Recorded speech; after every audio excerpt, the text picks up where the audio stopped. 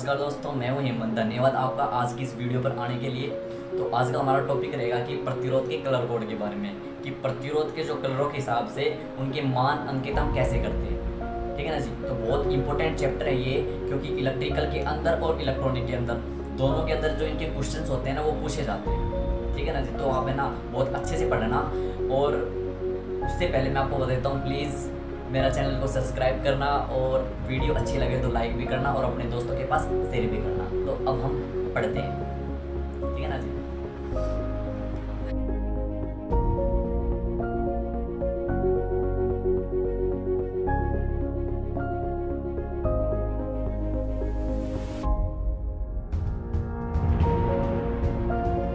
पर आज का हमारा टॉपिक क्या रहेगा? Band type. ठीक है ना जी।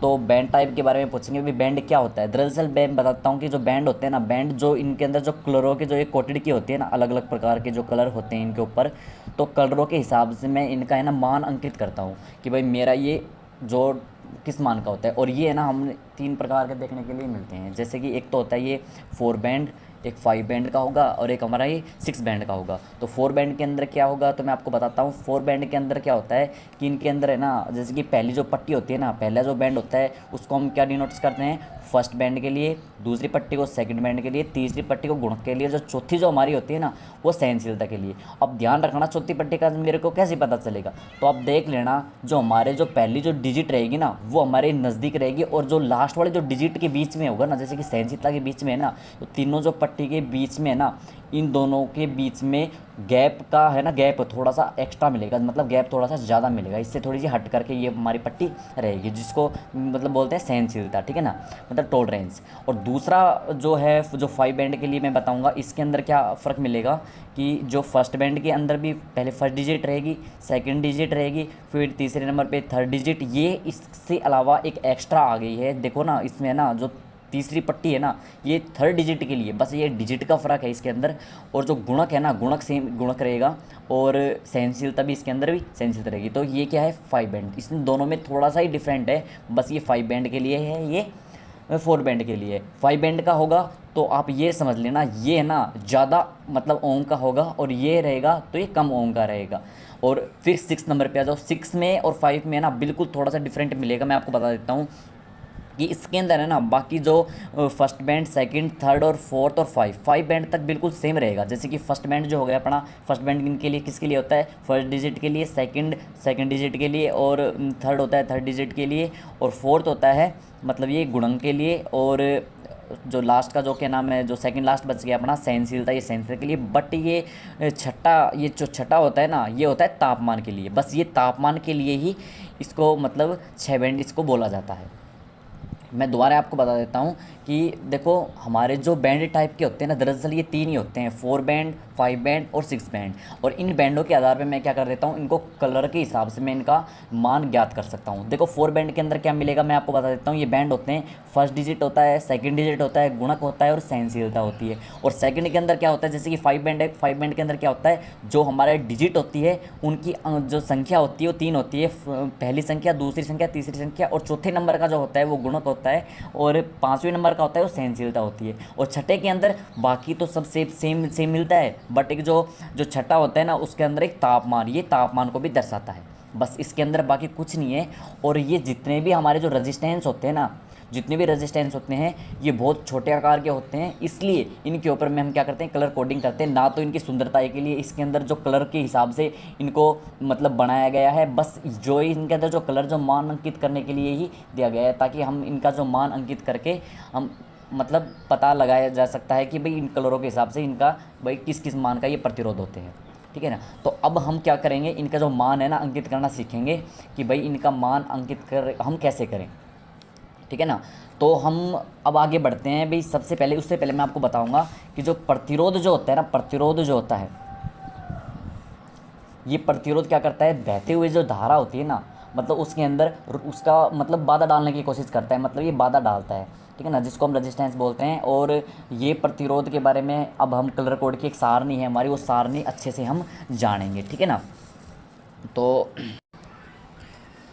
तो देखो अब हम इसमें कलर कोड के हिसाब से ना मान अंकित करना सीखेंगे। उससे पहले एक सारणी है, तो अब देखो सारणी हमारी इस तरीके से है। तो इसमें ना हमने कोई ट्रिक बनाई है और ये ट्रिक की किताब में भी आपको मिल जाएगी काफ़ी बार, पर ये भाई याद कर लोगे ना तो आपको है ना समझने में है ना आसानी होगी। तो जैसे ये ऐसा है कि जैसे कि बीबी रोए Great Britain very good wife. तो इसमें क्या बता रखा है कि बीबी रोए Great Britain very good wife. B से हम क्या है मतलब ब्लैक, और बी से ब्राउन। मतलब ध्यान रखना जो बी का मतलब ब्लैक मतलब काला होता है ना, तो काला बुरा। मतलब हम याद रखने के तरीके अपने माइंड में ऐसा कुछ करना है कि भाई सबसे पहले क्या आएगा काला है, क्योंकि यहाँ पर क्या है डबल डबल आ गया ना, जैसे कि बी भी आ गया। तो इसलिए हमें क्या करते हैं भाई, पहले तो अपना क्या आएगा काला आएगा, उसके बाद में बुरा आएगा, ठीक है ना। फिर आर से रेड हो गया, ओ से ऑरेंज हो गया, वाई से येलो हो गया, और क्या नाम है ग्रीन, जी से ग्रीन हो गया, और ब्रिटेन से अपना ब्लू हो गया, और वेरी से क्या हो गया वॉलेट मतलब बैंगनी हो गया, और गुड से मतलब ग्रे से स्लेटी हो गया, और वाइट मतलब वाइट से वाइट हो गया, और सफ़ेद मतलब सफ़ेद हो गया। तो इसलिए ना और एक कपड़े को सबसे बढ़िया मतलब ध्यान ये रखना है कि जो मान जो इसके अंदर है ना, जैसे कि ये इसमें जो कलर कोड है वो है ना मतलब प्रति ऐसा नहीं होना चाहिए कि भाई ये ऊपर नीचे आप याद कर लो, मतलब बिल्कुल फिक्स होना चाहिए। काला नंबर 1 पे आता है तो भूरा नंबर 2 पे आता है, तो ऐसे ही अपने याद करना है। पहले काला आएगा, फिर भूरा, फिर लाल आएगा, फिर नारंगी आएगा, फिर पीला आएगा। तो मतलब ऐसे अपने को ये क्रम से याद करने हैं। ऐसा नहीं यदि आप क्या नाम है लाल को मतलब काले की जगह कर दोगे, काले को लाल की जगह कर दोगे, तो हमारा जो इनका जो डिजिट जो कोड होता है ना, तो उन कोडों के अंदर हम क्या कर देते हैं गलतियाँ कर देते हैं, तब अपना जो मान होता है वो भी गलत आएगा। तो इसलिए अपने को याद जो करना है ना, तो बिल्कुल उसी ट्रिक से याद करना है। सबसे पहले क्या आएगा बीबी रोए Great Britain very good wife. तो अपने को सीरियल वाइज ये जो कलर कोडिंग है उस पर याद करना है, ताकि मेरे को सारणी में पढ़ने में आसानी हो, ठीक है ना। तो अपनी सारणी ऐसे है, तो मैं आपको बता देता हूँ कि देखो हमारा जो बी है, बी का डिजिट कोड क्या है 0।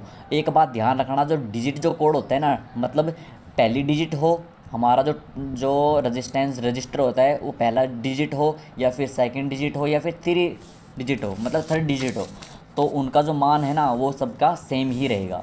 जैसे कि ये अपना रजिस्टेंस है, मान लो पहली डिजिट और दूसरी डिजिट और तीसरी डिजिट, मतलब इन तीनों का जो मान रहता है ना सभी का एक रहता है। जैसे कि ये भी रेड है, ये भी रेड है, ये भी रेड है, तो मतलब तीनों का मान क्या रहेगा, मैं क्या क्या लिखूँगा, रेड का मान क्या है 2 है, तो इसका भी 2 लिखूँगा, इसका भी 2 लिखूँगा, इसका भी 2 लिखूँगा। मतलब याद करने में बहुत अच्छा है। और बाकी क्या आएगा अपने ये याद करने के बाद में बिल्कुल सीरियल वाइज अपनी क्या आ जाएगी काउंटिंग आ जाएगी 1 2 3 4 5 6 7 8 9। तो इस तरीके से हम इसको याद कर सकते हैं।